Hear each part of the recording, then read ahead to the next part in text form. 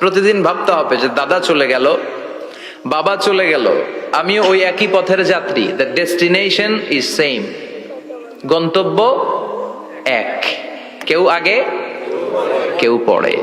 এটাই ওয়াজ, এটাই দামি ওয়াজ। এটা মনে রাখলেই মানুষ আর চুরি করতে পারে না, মিথ্যা বলতে পারে না, ইফটিজিং করতে পারে না, পরকিয়া করতে পারে না, মতের বিরুদ্ধে গেলে তারা রামদা দিয়ে কোপাইতে পারে না। চিল্লা এখন ঠিক কিনা? এটাই হচ্ছে ইসলাম। আখিরাতের স্মরণ, যিকরাদ্দার, চলে যেতে হবে। ছোট্ট আছি, বড় হব। এই যে দাড়ি পাকা মুরব্বীরা যারা আছেন, ওনার মায়ের পেট থেকে তো এরকম সাদা দাড়ি নিয়ে বেরিয়েছিল না? ছোট্ট বাচ্চা হয়ে এসেছিল, ওনারা ওয়া ওয়া করে কেঁদেছে। শৈশব, কৈশোর, যৌবন, প্রৌঢ়ত্ব, বার্ধক্য, বয়সের ভার, চুল আর দাড়ির শুভ্রতা। আগে ছিল সিঙ্গেল, হয়েছে ডবল, এরপর হয়েছে মেয়ের বাপ, এরপরে শ্বশুর, এরপরে নানা। This is the circle of life. এটাই সার্কেল, রাউন্ড, এভাবে ঘুরে আবার চলে যেতে হবে। এই চিন্তাটা যদি মাথায় থাকে, ওই লোক টেন্ডারবাজি করতে পারে, চাঁদাবাজি, ইফটিজিং, মিথ্যা বলতে পারে, যৌতুক খেতে পারে। এজন্য সব সময় give yourself the reminder of আখিরাহ। আখিরাতের রিমাইন্ডার নিজেরই নিজে দেন। অন্যায় হয়ে গেলে, ভুল হয়ে গেলে রিমাইন্ডার দেন যে থাকতে আসি নাই, চলে যাব। কেউ থাকতে পারে নাই, নবীরাও পারে নাই। যেই মালাকুল মাউত রুহু কবজ করে, ওই ফেরেশতা থাকতে পারছে? চলে গেছে। আমাদেরকে চলে যেতে হবে। সমাধান চাও যদি জীবনে মরণে, ফিরে যাও খুঁজে নাও, চোখ রাখো কোরআনে। পড়েন সবাই, সমাধান ফিরে যাও খুঁজে নাও, চোখ রাখো কোরআনে। If you want the solution this দুনিয়া এন্ড আখিরা, go back, have a look to the holy কোরআনে। ঠিক কিনা? Go back, sit down and have a look to the Quran. বসো, ঠান্ডা মাথায় দেখো কোরআনে কি বলেছে আল্লাহ। বিশ্বনবী সাল্লাল্লাহু আলাইহি ওয়াসাল্লাম মসজিদে নববীতে সালাতের ইমামতি করছেন। আল্লাহু আকবার বলে নামাজ শুরু করলেন। রুকুতে গেলেন, রুকু থেকে দাঁড়িয়ে পড়লেন সামি আল্লাহু লিমান হামিদা। ফিসফিস আওয়াজে পেছনে থাকা সাহাবারা পড়লেন রব্বানা ওয়ালাকাল হামদ। এক সাহাবী অতিরিক্ত বাড়িয়ে পড়লেন হামদান কাসীরান তাইয়িবান মুবারাকান ফীহি। পারেন না সবাই? পড়েন, হামদান কাসীরান তাইয়িবান মুবারাকান ফী। আবার আওয়াজ করে পড়েন, হামদান কাসীরান তাইয়িবান মুবারাকান ফীহি। বিশ্বনবী সালাত শেষ করলেন, সালাম ফিরালেন, মুসল্লিদের দিকে মুখ ফিরিয়ে বললেন সামি আল্লাহু লিমান হামিদা বলে যখন আমি দাঁড়িয়েছি, তোমরা ফিসফিস করে পড়েছো রব্বানা ওয়ালাকাল হামদ। কে যেন পড়েছো হামদান কাসীরান তাইয়িবান মুবারাকান ফী। কে পড়েছো? আমি তো এটা কখনো শিখাই নাই, কোত্থেকে পেলে? কেন পড়েছো? দাঁড়াও। কেউ দাঁড়ায় না, ডানে বায়ে সামনে পেছনে কেউ দাঁড়ায় না। সবাই ভয় পেয়ে গেছে যে কি যেন কি হয়। বিশ্বনবী অভয় দিলেন, বললেন যে আমি কিছু বলবো না, দাঁড়াও। বিশ্বনবী অভয় দেওয়ার পর এক সাহাবী হাত তুলে দাঁড়িয়ে বললেন, ইয়া রাসূলুল্লাহ, আমি পড়েছি। বিশ্বনবী বললেন, কেন পড়েছো? আমি তো এটা শিখাই নাই। সাহাবী বললেন, ইয়া রাসূলুল্লাহ, আল্লাহর প্রশংসা আমার কম কম করলে অন্তর জুড়ায় না, আমার করতে মনে চাই বেশি বেশি। এজন্য আমি নিজ থেকে এটা বানিয়ে বাড়িয়ে মিলিয়ে পড়ে দিয়েছি, হামদান কাসীরান তাইয়িবান মুবারাকান ফী। বিশ্বনবী বললেন, ভয় নাই, চিন্তা নাই, টেনশনের কোনো কারণ নাই, কারণ আমি সালাতে থাকা অবস্থায় দেখেছি তোমার এই অতিরিক্ত চারটা তাসবির সওয়াবটা, চারটা তাসবির সওয়াবটা বিদউ ওয়া সালাসুনা মালাইকা, 30-এরও বেশি ফেরেশতা কে কার আগে এই সওয়াবটা আল্লাহর আরশে পৌঁছে দিবে এ নিয়ে আকাশে প্রতিযোগিতা চলছিল। এজন্য আল্লাহর প্রশংসা বেশি বেশি করার দরকার আছে না নাই? বিশ্বনবী সব সময় আল্লাহর প্রশংসা করতেন আর দোয়া করতেন, আল্লাহ আমি যেন বেশি বেশি আপনার প্রশংসা করতে পারি, আমি যেন আপনার শুকরগুজার বান্দা হতে পারি। আল্লাহুম্মা জাআলনি সাবুরা ওয়া জাআলনি শাকুরা ওয়া জাআলনি ফি আইনি সগীরা ওয়া ফি আ'য়ুনিন নাসি কাবীরা। এর মানে হচ্ছে, আল্লাহ আপনি আমারে ধৈর্যশীল বানান, আপনি আমাকে শুকরগুজার বানান, আমার চোখে আপনি আমারে ছোট বানান, গোটা বিশ্বের মানুষের চোখে আপনি আমারে বড় বানান। পড়েন আমিন। নিজের চোখে নিজেকে কি করবেন? ছোট, তাহলে মানুষের চোখে বড় বানায় দিবে কে? আর নিজেই যদি বলেন আমি বড়, ফেরাউনের মতো, আনা রব্বুকুমুল আ'লা, আমি তোদের বড় খোদা, আল্লাহ কয় তুই হইলি হুদা, ঠিক কিনা? বড় হইতে পারে নাই। নীল নদের পানিতে সুবাই সুবাই আল্লাহ মারছে, চিল্লায় বলেন ঠিক কিনা? পৃথিবীতে কেউ তো স্থায়ী হয় না, হোক না সে ফেরাউন কিবা নমরুদ, কেউ ভাবে চিরদিন রয় না, কেউ ভাবে চিরকাল রয় না। পৃথিবীতে কেউ তো স্থায়ী হয় না, হোক না সে ফেরাউন কিবা নমরুদ, কেউ ভাবে চিরদিন রয় না, কেউ ভাবে চিরকাল রয় না। চিল্লায় বলেন ঠিক কিনা? চিরকাল কেউ থাকবে না, কারণ আল্লাহ ছাড় দেয়, তিনি ছেড়ে দেন না। মনে রাখবেন, আল্লাহ কি দেয় আর কি দেয় না। ফেরাউনরে কি দিছিল? ছাড় দিছে, ছাইরা দিছে। নমরুদরে কি দিছে? ছাড় দিছে, ছাইরা দিছে। এখনো দেখা যায় আল্লাহ অনেককে ছাড় দেয়, ঢিল দেয়, সুযোগ দেয়, কিন্তু আল্লাহ ছেড়ে দিবেন না। চিৎকার করে বলেন ঠিক কিনা? এজন্য সবসময় প্রশংসা করব কার? খাওয়ার সময় প্রশংসা কার? ঘুমানোর সময়, জিকির করার সময়, ঘুষ খাওয়ার সময়। ঘুষ খাওয়া যাবে? রাশি ওয়াল মুরতাশি কিলাহুমা ফিন্নার। ঘুষ যে দেয়, ঘুষ যে নেয়, উভয়ই জাহান্নামী। আল্লাহ ঘুষ থেকে আমাদেরকে বাঁচাও। বাংলাদেশে ঘুষ আছে না নাই? সরকারি অফিসগুলোতে শুধু নাই, বেশি। আল্লাহ ঘুষ থেকে হেফাজত করো, যৌতুক থেকে হেফাজত করো, পর্নোগ্রাফি থেকে হেফাজত করো, হিন্দি সিনেমা থেকে হেফাজত করো, মারামারি কাটাকাটি থেকে তুমি আমাদেরকে হেফাজত করো। গোটা বাংলার জমিনে ঐক্য প্রতিষ্ঠা করার তৌফিক দাও। মদিনার সমাজ যেন আমাদের দেশে প্রতিষ্ঠিত হয়, আল্লাহ তুমি তৌফিক দাও। চিল্লায় পড়েন আমিন। এজন্য বিপদে আপদে মুমিন সব সময় প্রশংসা করে কার? আল্লাহর প্রশংসা করে শেষ করা যায়? যাবে? ওয়া ইন তাউদ্দু নি'মাতাল্লাহি লা তুহসুহা। আমার নিয়ামত যদি গুনতে শুরু করে দাও, গুনে শেষ করা যাবে না। আর নিয়ামতের প্রশংসা যদি করো, আমি নিয়ামত আরো বাড়িয়ে দেব। আর যদি প্রশংসা না করো, তাহলে জেনে রাখো আমার শাস্তি বড় কড়া। আমি সব সময় ধরি না, ধরলে সারি না। এজন্য সবসময় প্রশংসা করতে হবে কার? বিপদে আপদে, সুখে দুঃখে আল্লাহর প্রশংসা। অভিযোগ কমিয়ে দেন, দেখবেন সুখে থাকবেন। এইটা নাই, ওইটা নাই, এইটা পাই নাই, ওইটা পাই নাই, জীবনে এইটা হই নাই রে, ওইটা পাইলাম না রে, এরকম অভিযোগ করে দেদারছে অনেক। এরকম লোক আছে না নাই? এরা অসুখী, এরা অসফল। সফল ব্যক্তিদের একটা গুণাবলী হচ্ছে এরা কমপ্লেইন করে কম, কমপ্লেইন করে কম, তারা শুকরিয়া করে বেশি। দে আর ভেরি গ্রেটফুল। তারা শুকরিয়া করে বেশি। এটা পাই নাই, ওইটা পাই নাই, এগুলো বলবেন না। কারণ আপনি যেটা পাইয়া খুশি না, অনেকে এইটা পাওয়ার জন্য সংগ্রাম করে যাচ্ছে। আপনি এখন যেই জায়গাটাতে আছেন, এই জায়গাটাতে পৌঁছা অনেকে স্বপ্ন। আপনি এটা পেয়ে খুশি না, কিন্তু আপনার জায়গায় পৌঁছার জন্য অনেকে স্ট্রাগল করে যাচ্ছে, সংগ্রাম করে যাচ্ছে। আপনি যেই পজিশনে আছেন, শুধু এই পজিশনে আসাটাই অনেকের স্বপ্ন। তো শুকরিয়া করবেন না কেন? এজন্য সব সময় আমাদের বেশি বেশি শুকরিয়া করতে হবে কার?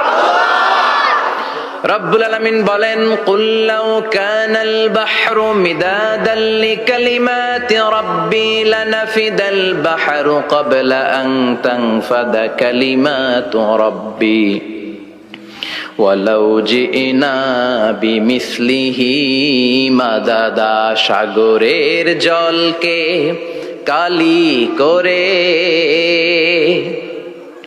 গাছের পাতাকে খাতা করে, তোমার মহিমা লেখা শেষ হবে না, যদিও লিখি প্রভু জীবন ভরে। সাগরের জলকে কালি করে, গাছের পাতাকে খাতা করে, তোমার মহিমা লেখা শেষ হবে না, যদিও লিখি প্রভু জীবন ভরে। সাগরের জলকে কালি করে। চিল্লায় বলেন ঠিক কিনা? সব সাগর মহাসাগরের জল যদি কালি হয়ে যায়, কি উপমা দিলেন আল্লাহ।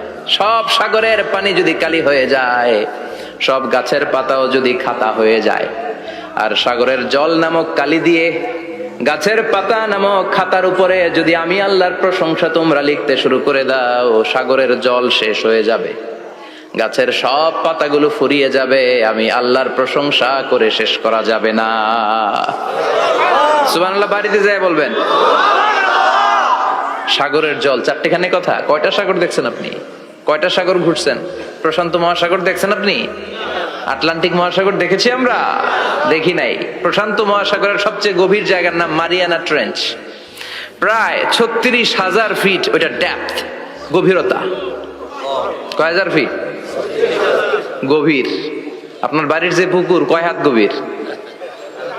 হ্যাঁ, 36,000 ফিট। কেন ইমাজিন, কল্পনা করতে পারেন 36,000 ফিট গভীর এটা মারিয়ানা ট্রেঞ্চ, প্রশান্ত মহাসাগর। আর এই পৃথিবীর সবচেয়ে উঁচু যে পাহাড়টা, এটার নাম মাউন্ট এভারেস্ট। এটার উচ্চতা প্রায় অ্যাপ্রক্সিমেটলি রাউন্ড 29,000 ফিট। পাহাড়, পৃথিবীর সবচেয়ে উঁচু পর্বত শৃঙ্গ মাউন্ট এভারেস্ট 29,000 ফিট। আর পৃথিবীর সবচেয়ে গভীর সাগর, প্রশান্ত মহাসাগরের সবচেয়ে গভীর জায়গা মারিয়ানা ট্রেঞ্চ, ওইটা নাকি 36,000 ফিট। তাহলে ওই পাহাড়কে তুলে ধরে এনে প্রশান্ত মহাসাগরের সবচেয়ে গভীর জায়গা মারিয়ানা ট্রেঞ্চের উপর যদি ছেড়ে দেয়া হয়, পুরো পাহাড় ডুবে যাবে। সুবহানাল্লাহ নাই?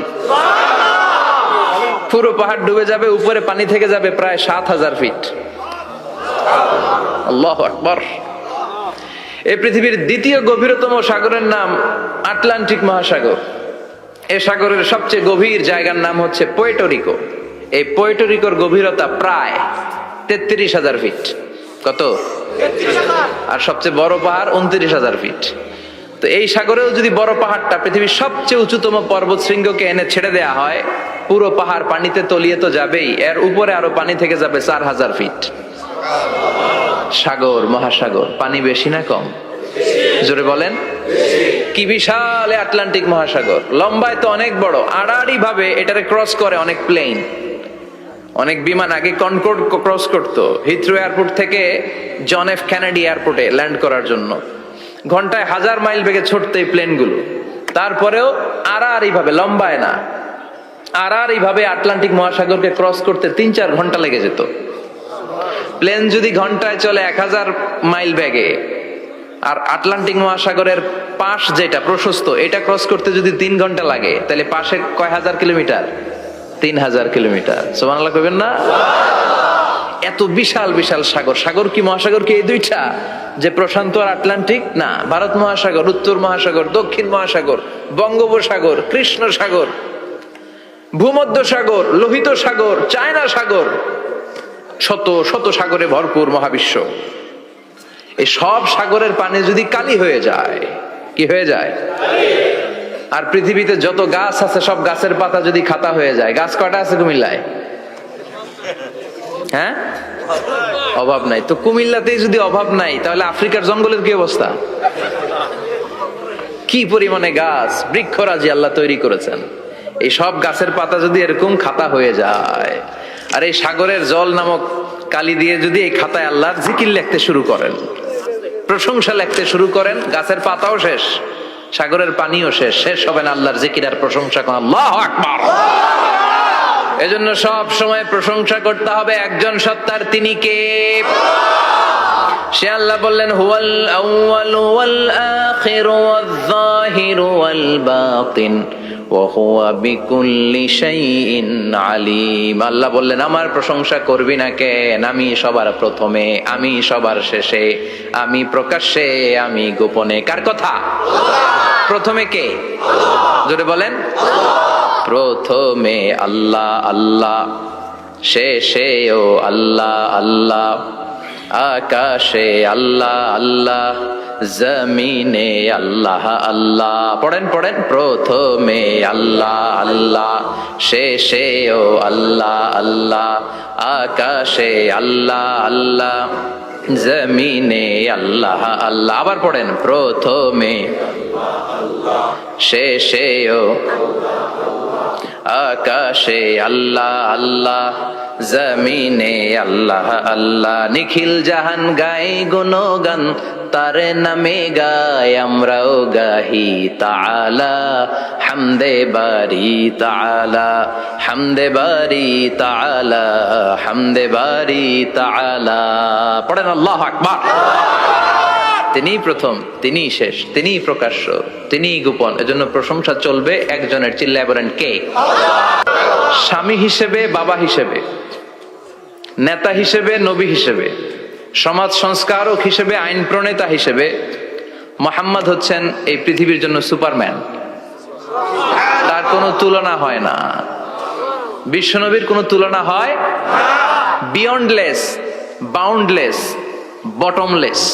তার নিয়ে কথা বলতে গেলে সময় ফুরায় যাবে, মাইকের ব্যাটারি শেষ হয়ে যাবে, মাগার কথা শেষ হবে। এজন্য ওনার জীবনের ক্ষেত্রে বলা হয় বিয়ন্ডলেস, বাউন্ডলেস, বটমলেস। অসাধারণ ব্যক্তিত্ব, সুপার ক্যালিফ্রাজিলিস্টিক এক্সপিয়ালিডোসাস, অসাধারণ, যার কোনো তুলনা হয় না, এক্সেলেন্ট, আনপ্যারালাল। মাদানী জীবনে উনি সশস্ত্র সংগ্রাম করলেন, সংস্কার করলেন সমাজটাকে, সেনাবাহিনী বানালেন। তখন আর নরম নরম ভাবে খেলে নাই, গরম ভাবে খেলেছে। এটা হচ্ছে ইমানের দাবি। মুমিনরা কৌশলী হয়। যখন যে পরিস্থিতি, ওই পরিস্থিতির সাথে তাদের স্ট্র্যাটেজি তারা পাল্টায়। তো বিশ্বনবীর মাদানী ইনিংসে এই সূরা নাজিল হয়নি, হয়েছে মাক্কি ইনিংসে। এই সূরার অনেক ফজিলত, ছোটবেলা থেকেই সূরা ইয়াসিনের অনেক ফজিলতের কথা আমরা শুনেছি না? বিশ্বনবী বলেছেন ইন্না লিকুল্লি শাইইন কলবান ওয়া কলবুল কোরআনি সূরাতু ইয়াসিন। সব জিনিসের একটা কলব আছে, হৃদয় আছে, অন্তর আছে, আর কোরআনের কলবের নাম হচ্ছে সূরা ইয়াসিন। বিশ্বনবী বললেন ইন্না লিকুল্লি শাইইন কলবান, সব জিনিসের একটা কলব আছে। ওয়া ইন্না কলবাল কোরআনি সূরাতু ইয়াসিন, আর কোরআনের কলবের নাম হলো সূরাতু ইয়াসিন। মান ক্বারাআ সূরাতা ইয়াসিন মাররা ওয়াহিদা, একবার সূরাতু ইয়াসিন তেলাওয়াত করলে 10 পারা কোরআন খতমের সওয়াব হয়ে যায়। বিশ্বনবী বলতেন ইন্না ফিল জাসাদি মুদগা, দেহে একটা গোশতের টুকরা আছে। ইযা সালুহাত সালুহাল জাসাদু কুল্লু, এই দেহের গোশতের টুকরা যদি ভালো হয়ে যায়, পুরো দেহটারে ভালো করে দেয় কে? আল্লাহ। এই দেহের গোশতের টুকরাটা যদি পচে যায়, পুরো দেহটারে নষ্ট করে দেয় কে? বিশ্বনবী বললেন আলা ওয়াহিয়াল কলব, এই টুকরাটার নাম হলো কলব। এজন্য আল্লাহ বললেন আলা বিযিক্রিল্লাহি তাতমাইন্নুল কুলুব। দুনিয়ার কোন জিনিস দিয়ে কলব ঠান্ডা হয় না, দুনিয়ার কোন জিনিস দিয়ে কলব পরিচ্ছন্ন হয় না। কলব শুধু পরিচ্ছন্ন হয় একটা জিনিস দিয়ে, লা ইলাহা ইল্লাল্লাহ, লা ইলাহা ইল্লাল্লাহু মুহাম্মাদুর রাসূলুল্লাহ সাল্লাল্লাহু আলাইহি ওয়াসাল্লাম। তাহলে কোরআনের একটা কলব আছে। আমাদের দেহে যেমনি কলব আছে, প্রতিটা প্রাণীর যেমনি কলব আছে, অন্তর আছে, কোরআনেরও কলব আছে না নাই? আছে। কোরআনের কলবের নাম? চিল্লায় বলেন কোরআনের কলবের নাম। আবার বিশ্বনবী বলতেন ইকরাউ আলা মাউতাকুম সূরাত ইয়াসিন, তোমাদের মুমূর্ষু ব্যক্তিদের সামনে বসে সূরাত ইয়াসিন তেলাওয়াত করো। রূহ চলে যাবে, মৃত্যুর একেবারে দ্বার প্রান্তে দাঁড়িয়ে এই মুহূর্তে তার পাশে বসে পড়তে আরম্ভ করেন ইয়াসিন ওয়াল কুরআনিল হাকীম ইন্নাকা লামিনাল মুরসালিনা আলা সিরাতিম মুস্তাকিম। ওই ব্যক্তির ঈমানের মৃত্যু দান করে দিবে কে? আল্লাহ। মৃত্যুর কষ্ট হালকা করে দিবে কে? আল্লাহ। আবার বিশ্বনবী বলতেন রাত্রিবেলা যে ব্যক্তি একবার সূরাত ইয়াসিন তেলাওয়াত করে ঘুমাতে যায়, সকালবেলা নিষ্পাপ অবস্থায় তারে ঘুম থেকে জাগাবে কে? আল্লাহ।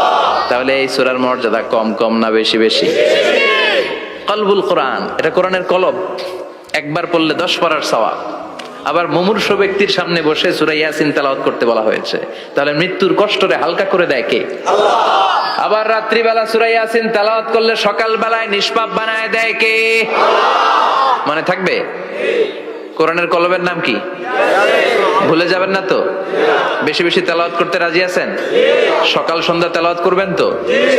সূরা ইয়াসিন ছাড়াও এই সূরার অনেকগুলো নাম তাফসীর গ্রন্থে পাওয়া যায়। এই সূরার একটা নাম হচ্ছে সূরাতুল কাদিয়া। সূরাতুল তাকদি হাজাতা কারিহা, যে এই সূরা তেলাওয়াত করে ওই তেলাওয়াতকারীর যে হাজত আছে, প্রয়োজন আছে, এই সূরার বরকতে আল্লাহ তার প্রয়োজন পূরণ করে দেয়। আমাদের জীবনে প্রয়োজন আছে না নাই? কার কাছে চাইবো? বিপদে পড়লে কারে বলবো? আমরা বিপদে পড়লে প্রথমে শেয়ার দেই ফেসবুকে। কোথায় শেয়ার? আগে শেয়ার দিব কার কাছে? মনে থাকবে? বিপদে পড়লে ফেসবুকে শেয়ার দিব না, বন্ধুরে শেয়ার করব না, বউয়ের কাছেও পরে শেয়ার করব, আগে শেয়ার করব কার কাছে? মনে থাকবে?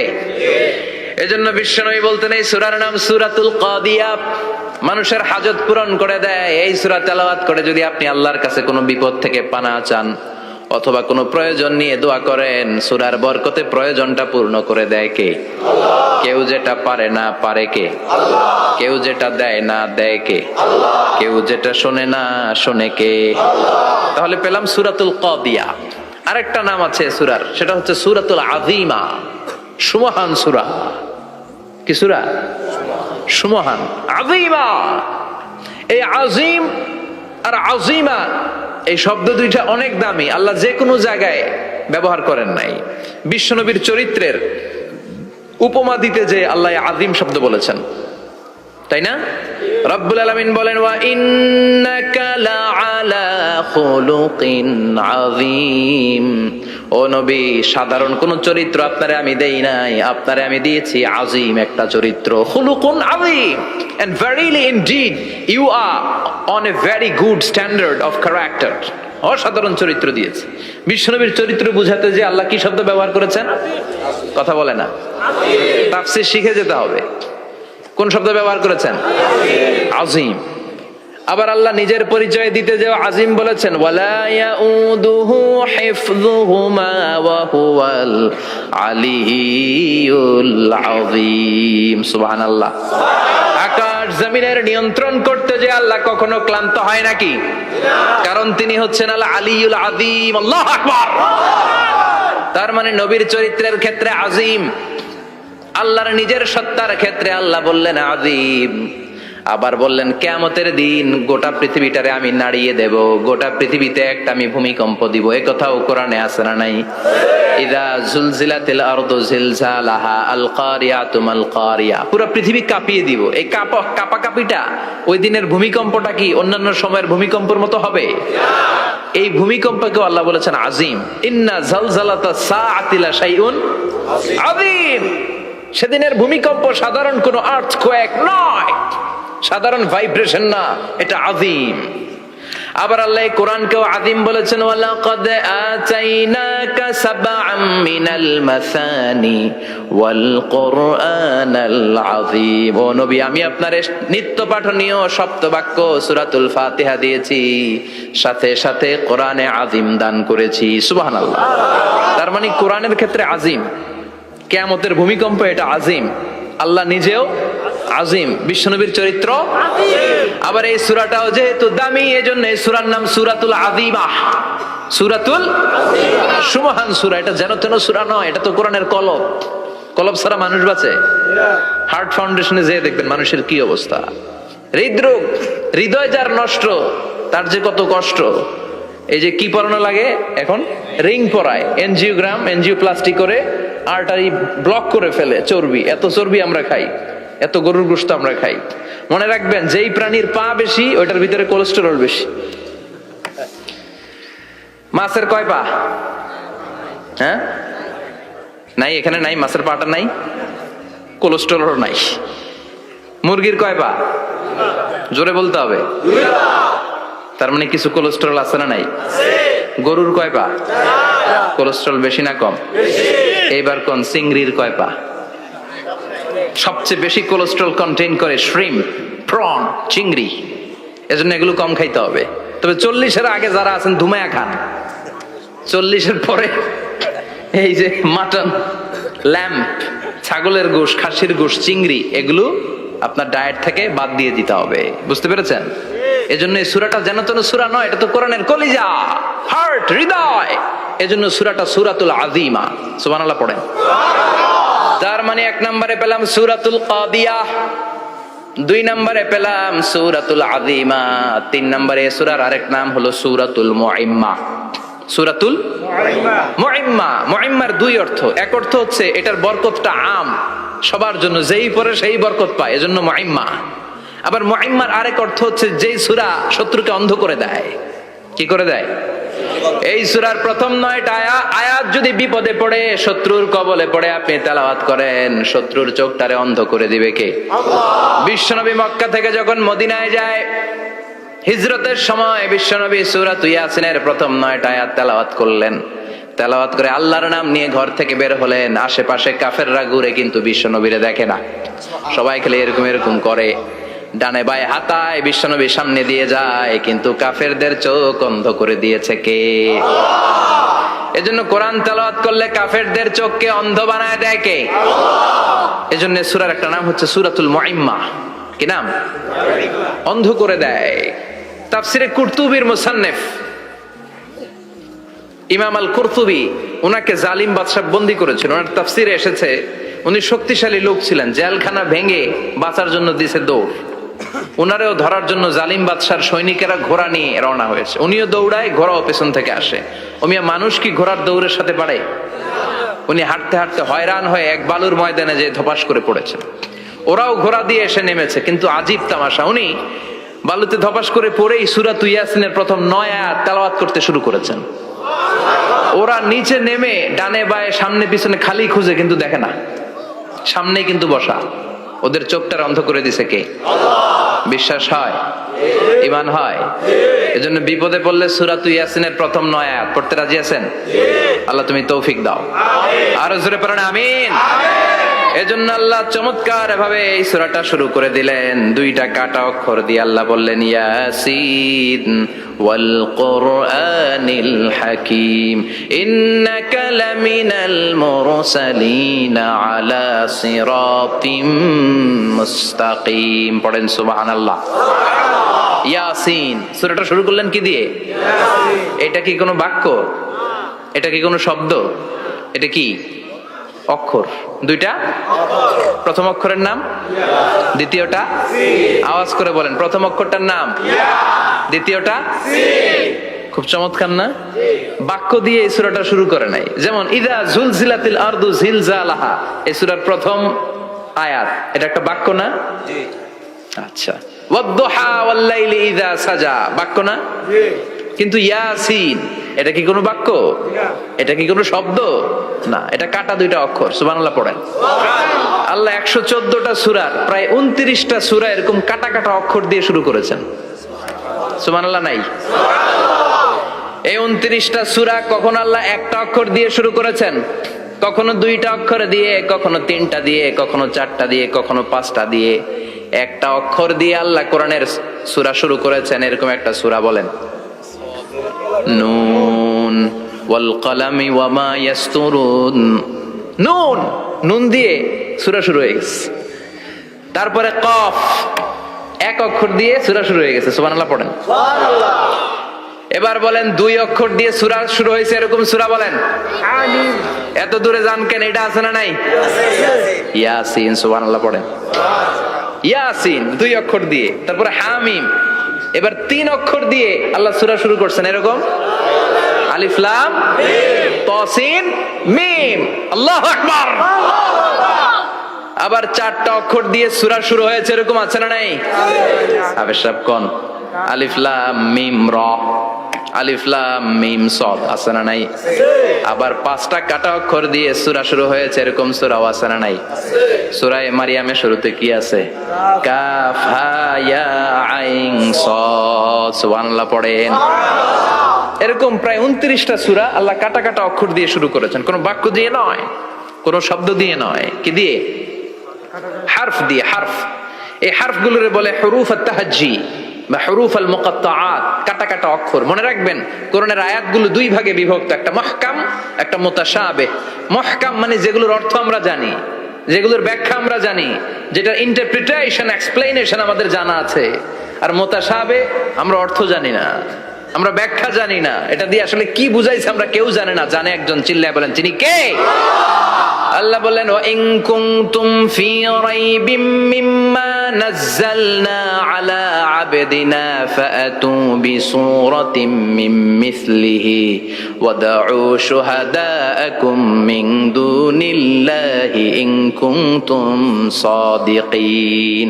আল্লাহ বললেন ও জাহেলি যুগের লোকেরা, শোনো শোনো, এত আরবি কবিতা বানাতে পারো, এত গল্প লিখতে পারো, আরবিতে এত নোবেল বানাতে পারো, উপন্যাস বানাতে পারো, আর্টিকেল লিখতে পারো, আমার নবীর উপর যে কোরআন আমি নাজিল করেছি এই কোরআনের ব্যাপারে অন্তরে যদি কোনো সন্দেহ থাকে, বাপের বেটা হলে পারলে কোরআনের মতো একটা সূরা বানিয়ে নিয়ে আসো। পারছে? কিয়ামত পর্যন্ত কেউ পারবে? বিশ্বনবী যেই জামানাতে এসেছিলেন ওই জামানায় আরবি ভাষা সাহিত্যের উৎকর্ষতা সাধিত হয়েছিল। আরবি ভাষার এতটা উৎকর্ষ পৃথিবী কখনো দেখে নাই। কবিতা, গদ্য, পদ্য, গল্প, উপন্যাস, রচনা, প্রবন্ধ, আর্টিকেলের শৈলাপ। এই ভাষা সাহিত্যিকদের চোখে আঙ্গুল দিয়ে আল্লাহ বুঝাতে চাইলেন, এত অর্থ করতে পারো, এত ব্যাখ্যা জানো, এত বড় বড় বুলিয়া ওড়াও, এত কিছু তুমি জানো, তাহলে বলো ইয়াসিন অর্থ কি? সুবহানাল্লাহ কইবেন না? তাইলে বল নুন অর্থ কি, কফ মানে কি, আলিফ লাম রা মানে কি, ফাবুহিতাল্লাযী কাফার। কেউ জানে না, কেউ উত্তর দিতে পারে না। কোন সুবহানাল্লাহ। এটা কোরআনের মুজিজা, এটার অর্থ কেউ জানে না। আর এগুলোর অর্থ নিয়ে খোঁচাখুচি করা ঠিক না। তবে মুফাসসিরিন ইকরাম এগুলোর কিছু অর্থ সম্ভাব্য বলার চেষ্টা করেছেন। যেমন ইয়াসিনের অর্থ ইবনে আব্বাস বলেছেন এর অর্থ হতে পারে ইয়া ইনসান, হে মানুষ। সুবহানাল্লাহ পড়েন। কেউ কেউ বলেছে এটার অর্থ হতে পারে ইয়া সাইয়্যিদ আল মুরসালিন। কেউ কেউ বলেছেন ইয়াসিন হতে পারে ইসমুল্লাহ, আল্লাহর নাম। কেউ বলেছেন এটা হতে পারে ইসমুন লিন নবী, বিশ্ব নবীর নাম। আবার কেউ কেউ বলেছেন ইয়াসিন হতে পারে এই কোরআনে কারিমের একটা নাম। কোন সুবহানাল্লাহ। এই সম্ভাব্য সব কথাগুলো বলে পৃথিবীর সব মুফাসসিররা বলতে বাধ্য হয়েছেন আল্লাহু আ'লামু বিমুরাদিহি বিহি। এটার দ্বারা আসল অর্থ যে কি এটা আমরা কেউ জানি না। জানে কে? আল্লাহ। চিৎকার করে বলতে হবে, জানে কে? তাহলে ইয়াসিন মানে আমরা জানি না। ইয়াসিনের অর্থ আমরা ছেড়ে দেব কার উপর? আল্লাহ। এরপর আল্লাহ বললেন ওয়াল কুরআনিল হাকীম, প্রজ্ঞাময় বিজ্ঞানময় কোরআনের শপথ। ওয়াল কুরআনিল হাকীম, বিজ্ঞানময় প্রজ্ঞাময় কোরআনের শপথ বা কসম। ওয়াল কুরআনিল হাকীম, যে ওয়া, এই ওয়াটারে আরবিতে বলে ওয়া আল কাসামিয়া। কি বলে? ওয়া আল কাসামিয়া। কসম কাটার জন্য আল্লাহ এই ওয়া ব্যবহার করেছেন। যত জায়গায় কোরআনে আল্লাহ কসম কেটেছেন ওই কসমের শব্দটার আগে ওয়া আছে না নাই? আছে। ও মিয়া, কোরআনে আল্লাহ সময়ের শপথ করেছেন, কসম কেটেছেন, যুগের কসম কেটেছেন। যুগের সময়ের আরবি হলো আল আসর। এই আসরের আগে ওয়া আছে না নাই? কি বলছে আল্লাহ? ওয়াল আসর, ওয়াল। আবার তিন ফলের কসম আল্লাহ কোরআনে কেটেছেন। কি বলেছেন? ওয়াত্তিন, মানে তিনের কসম। জাইতুনের কসম কেটেছেন, বলেছেন ওয়াজ্জাইতুন। তুর পাহাড়ের কসম কেটেছেন, বলেছেন ওয়াতুর সিনিন। যত জায়গায় কসম তত জায়গায় ওয়াও আছে না নাই? পাহাড়ের নামে কসম কেটেছেন, আল্লাহ বলেছেন ওয়াতুর। সূর্যের নামে কসম কেটেছেন, আল্লাহ বলেছেন ওয়াশ-শামসি ওয়াদুহাহা। সুবহানাল্লাহ কইবেন না? ফজরের নামে কসম কেটেছেন। কি বলেছেন? ওয়াল ফাজর। জিলহজ মাসের প্রথম 10 রাতের কসম কেটেছেন। কি বলেছেন? ওয়া লায়ালিন আশর। জোর আর বেজরের কসম কেটেছেন, আল্লাহ বলেছেন ওয়াশ-শাফঈ ওয়াল ওয়াতর। সূরা ইয়াসিনে কাটা কাটা দুইটা অক্ষরের পরে রব্বুল আলামিন কোরআনের কসম কেটেছেন। এজন্য আল্লাহ বলেছেন ইয়াসিন ওয়াল কুরআনিল হাকীম। ইয়াসিন ওয়াল কুরআনিল হাকীম, প্রজ্ঞাময় বিজ্ঞানময় কোরআনের শপথ। কোরআনের মধ্যে বিজ্ঞান আছে না নাই? বেশি না কম? বিশ্বাস হয় না? নাস্তিকদের কথা বিশ্বাস হয়? নাস্তিকরা বলে কোরআনের মধ্যে বিজ্ঞান নাই, কোরআনের মধ্যে সায়েন্স নাই, কোরআনের ভেতরে টেকনোলজি নাই। কিন্তু কোরআন বলে এমন কিছু নাই, মানুষের প্রয়োজনীয় এমন কিছু নাই যেটা আমার ভিতরে নাই। আল্লাহু আকবার। আল্লাহ বললেন মা ফাররাতনা ফিল কিতাবি মিন শাই, কিতাবের মধ্যে আমি কিছু বাদ রেখে দেই নাই। ইতিহাসের কথা বলেছি, পাতাল পুরীর কথা বলেছি, ঊর্ধ্ব জগতের কথা বলেছি, মহাকাশের কথা বলেছি, cosmology, astrology, geology, zoology, botany, human anatomy, embryology, সব কিছুর কথা কোরআনের মধ্যে দিয়েছে কে? কোরআনের ভেতরে মানুষের কথা আছে না নাই? কোরআনের মধ্যে গাভীর কথা আছে না নাই? গাভীর কথাও আছে। কই আছে? হ্যাঁ, সূরাতুল গাভীর সূরা। সুবহানাল্লাহ কইবেন না? মানুষের কথা আছে সূরাতুল ইনসান, জিনদের কথা আছে সূরাতুল জিন, মাকড়সার কথা আছে সূরাতুল আনকাবুত, মৌমাছির কথা আছে সূরাতুন নাহাল। মৌমাছির কথা বলেছেন, দুধের কথা বলেছেন, প্রাণীর কথা বলেছেন, খাদ্যের কথা বলেছেন, মানুষের দেহ বৈশিষ্ট্যের কথাও বলেছেন। চিৎকার করে পড়েন আল্লাহু আকবার।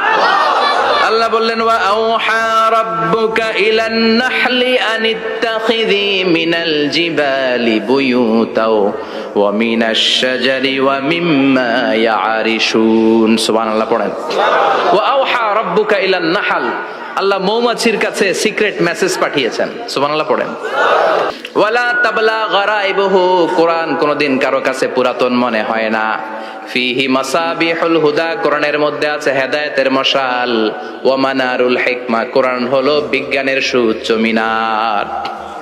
লা তুহসা আজাইবুহু, কোরআনের আশ্চর্যান্বিতার শেষ নাই।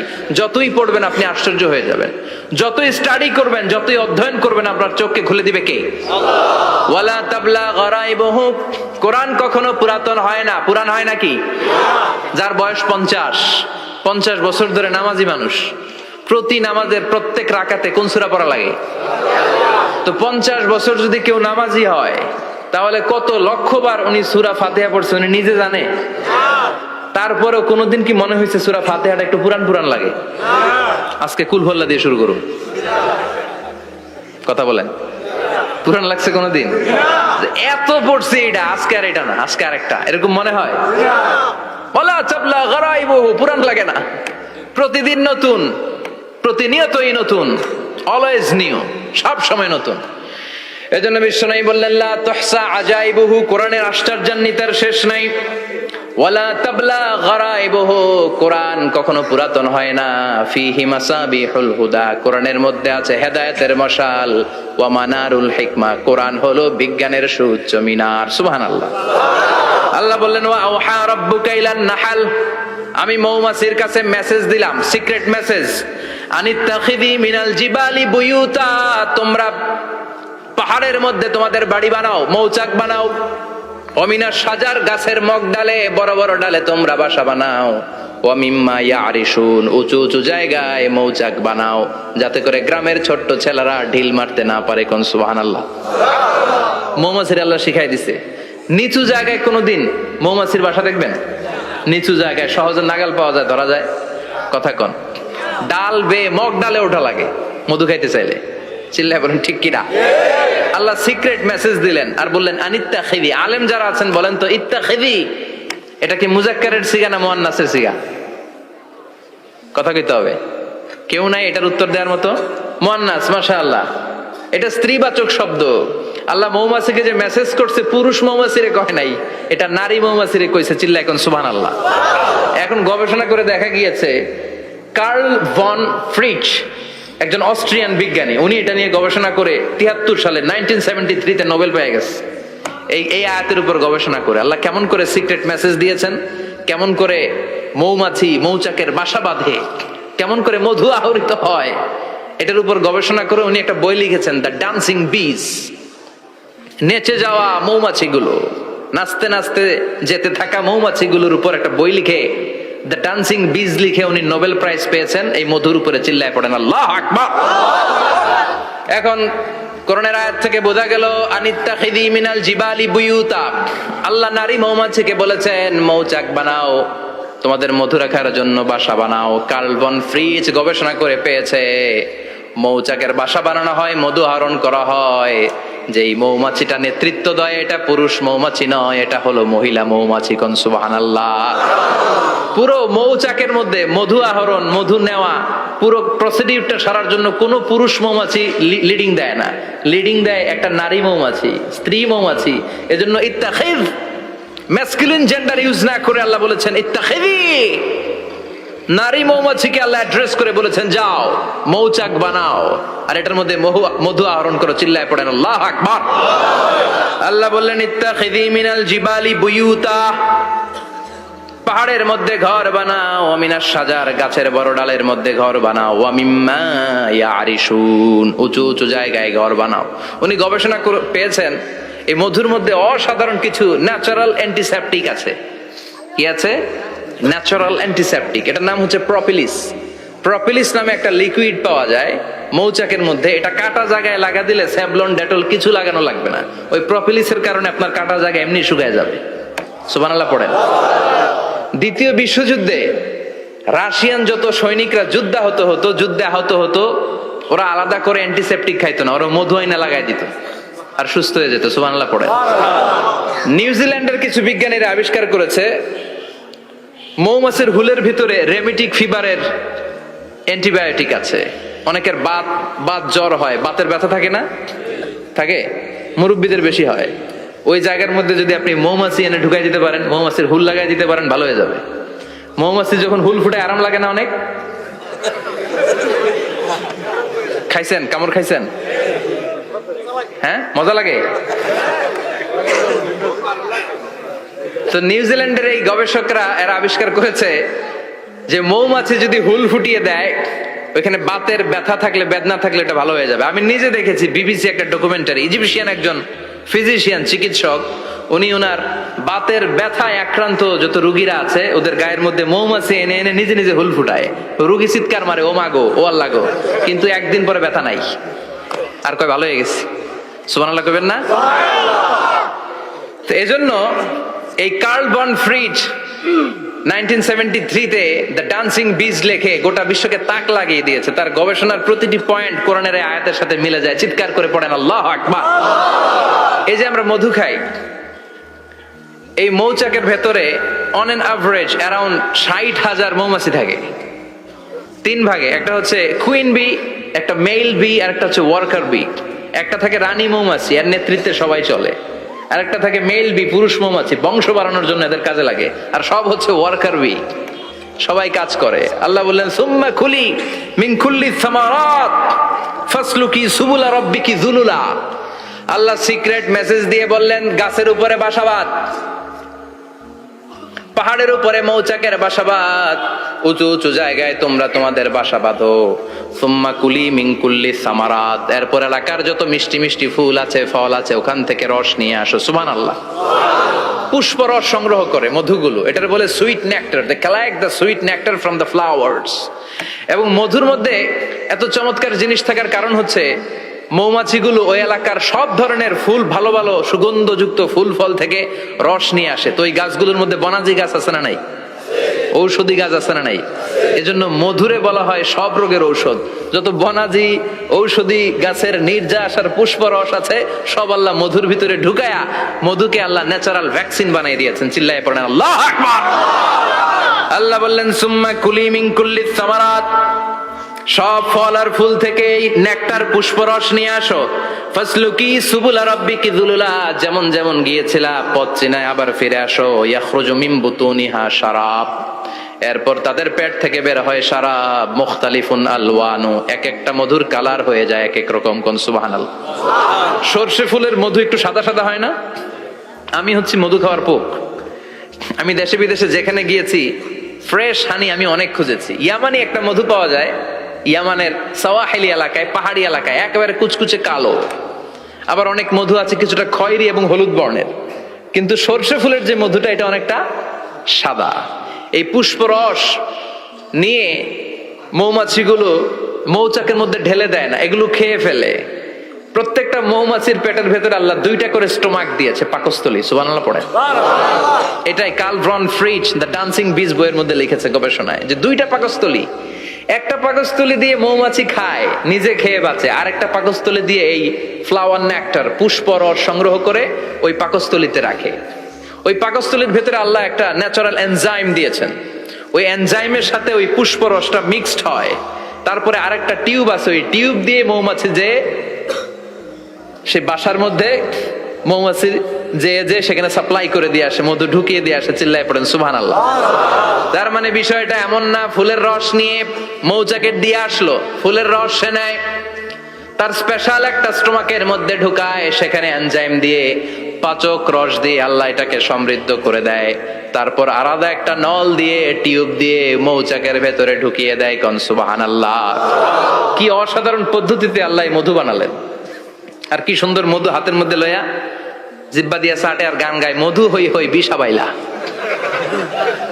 আছে না নাই? আল্লাহ শুকরিয়া নাই? মধু খায় আর গান গায়, মধু হই হই বিষা বাইলা, অনহারণে ভালোবাসার দাম নদিলা। আছে না নাই? ডাকাই তাই মধু খেয়ে শুকরিয়া করতে হবে কার? বসো, চিৎকার করে বলেন শুকরিয়া করতে হবে কার? আল্লাহ বললেন ইয়াখরুজু মিন বুতুনিহা, এটা মধু সরাসরি চলে আসে না, ওর পেট থেকে বের হয়। মুখতালিফুন আলওয়ানুহু, বিভিন্ন রঙের মধু। আছে না নাই?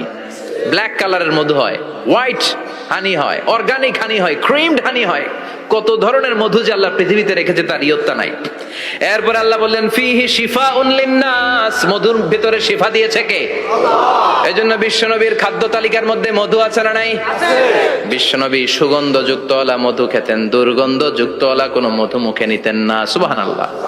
বিশ্বনবীর জামানায় মাগাফির নামে একটা মধু ছিল, দুর্গন্ধযুক্ত, এটা কখনো বিশ্বনবী মুখে নিতে চাইতেন না। সুগন্ধযুক্ত মধু সবসময় বিশ্বনবী খেতেন। বিশ্বনবীর স্ত্রীরা এই সুগন্ধিযুক্ত মধু বোতলের মধ্যে প্রিজার্ভ করে রাখতেন বিশ্বনবীকে দেওয়ার জন্য। বিশ্বনবী প্রাণ ভরে এগুলো পান করতেন। সুবহানাল্লাহ। বিশ্বনবী যে সমস্ত খাদ্যগুলো পছন্দ করতেন হাদিসে এসেছে, বিশ্বনবী রুটি খেতেন, খেজুর খেতেন, খেজুর, খেজুর চিনেন? বালাহ, তামার, দুধ খেতেন, এই মধু খেতেন, জব খেতেন, বার্লি খেতেন, লাউ খেতেন, রুম্মান, ডালিম ফল, আনার ফল, আনার চিনেন? আনার, এই আনার খেতে পছন্দ করতেন বিশ্বনবী। মাশরুম খেতেন, মাশরুম, মাশরুম চিনেন? ব্যাঙের ছাতার মতো। রেস্টুরেন্টে ইদানিং মাশরুমের স্যুপ পাওয়া যায়, এটা খাবেন। যাদের চোখের জ্যোতিতে সমস্যা, দৃষ্টিতে সমস্যা, খাবেন। হাদিসে এসেছে আল কামআতু মিনাল মান ওয়া মাউহা শিফাউন লিল আইন। মাশরুম হলো মান্না সালোয়ার মতো খাবার। মাশরুমের স্যুপ যারা খাবে, চোখের জ্যোতি যাদের কম, তাদের চোখের জ্যোতি বাড়িয়ে দিবে কে? বুখারীর বর্ণনা, কানা রাসূলুল্লাহ ইউহিব্বুল হালাওয়া ওয়াল আসাল, বিশ্বনবী মিষ্টান্ন খেতে বড্ড পছন্দ করতেন, আবার বিশ্বনবী বেশি বেশি মধু খেতে পছন্দ করতেন। সুবহানাল্লাহ। কোরআনে দুইটা জিনিসের ক্ষেত্রে আল্লাহ শিফা যোগ করেছেন, যে দুইটা জিনিসের সাথে সম্পৃক্ত হলে শিফা। এক হচ্ছে কোরআন পড়লে শিফা, অনুনাজ্জিলু মিনাল কুরআনি মা হুয়া শিফা। আবার কোরআনে এই আয়াতের ক্ষেত্রে বলা হয়েছে শিফা ফিহি শিফাউন লিন্নাস। এজন্য সাইয়েদানা ইবনে মাসউদ এই উম্মাহকে উদ্দেশ্য করে বলেছেন আলাইকুম বিশিফাইন, তোমাদের উচিত দুইটা জিনিস থেকে শিফা নেয়া। এক হলো কোরআন, দুই হলো আসাল মানে মধু। কোন সুবহানাল্লাহ। কোরআন তেলাওয়াত করলে অসুস্থরে সুস্থ করে দেয় কে? সূরা ফাতিহা তেলাওয়াত করলে অসুস্থকে সুস্থ বানিয়ে দেয় কে? আবার মধু খেলে সুস্থ বানিয়ে দেয় কে? মধু খেয়ে প্রশংসা করবেন কার? নাকি মধু হই হই বিষা বাইলা বলবেন এগুলো কখনো? খাঁটি মধু খেতে হবে। খাঁটি মধু চিনার উপায় হচ্ছে এটাতে পিঁপড়া জমে না, এটা ফ্রিজে রাখলে জমাট বাঁধে না, এটাতে দুর্গন্ধ হয় না। এক গ্লাস পানির মধ্যে এক ড্রপ মধু ছেলে দিলে এটা পানির সাথে না মিশে একেবারে নিচে চলে যায়। খাঁটি মধু খেতে হবে। তাহলে ফিহি শিফাউন লিন্নাস, কত কিছু দিয়ে যে আল্লাহ এটাকে সমৃদ্ধ করেছেন। এটার মধ্যে গ্লুকোজ আছে, এটার মধ্যে সুক্রোজ আছে, ফ্রুক্টোজ আছে, প্রোটিন আছে, মিনারেলস আছে, ক্যালসিয়াম আছে, ভিটামিন আছে। খাইলেই শরীর গরম হয়ে যায়। সুবহানাল্লাহ। এজন্য শীতকালে বেশি বেশি খাবেন, জাম্পাল লাগবে না। শীতকালে মধু খেয়ে রাত্রে বেলায় বের হবেন, আর মাফলার পেঁচিয়ে বেরোয়া লাগবে না। সুবহানাল্লাহ পড়েন।